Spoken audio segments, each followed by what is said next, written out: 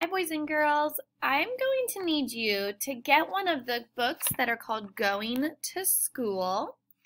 And you're going to need this book to go to page 14 and 15. So if you need to pause your video, go ahead and press pause. And make sure you get the book called Going to School and go to page 14 and 15. When you go to that page, you should see a little face like this. This was our friend named Daisuke, who's from Japan. All right, so when you're on the page with Daisuke on it called Japan, we have 4 questions we're going to answer. Now we're going to answer those questions by looking at the text features and the illustrations. Because remember we learned that we can learn more information by looking at some text features and illustrations in our text. We don't want to skip those. So let's go ahead with the first question. It says, what does Daisuke like to draw pictures of at school? So I want you to find the illustration where it talks about what he likes to draw at school.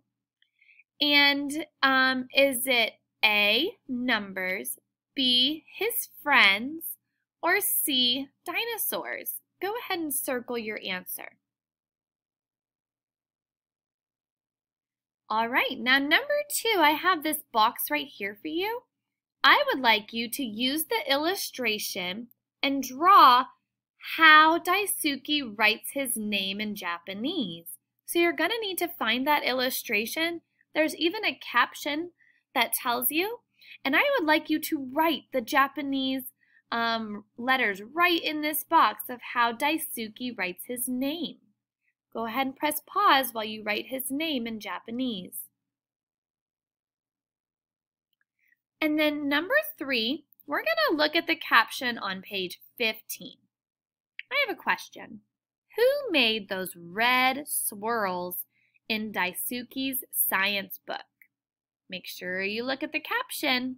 Did Daisuke make those red swirls, or did his teacher make those red swirls?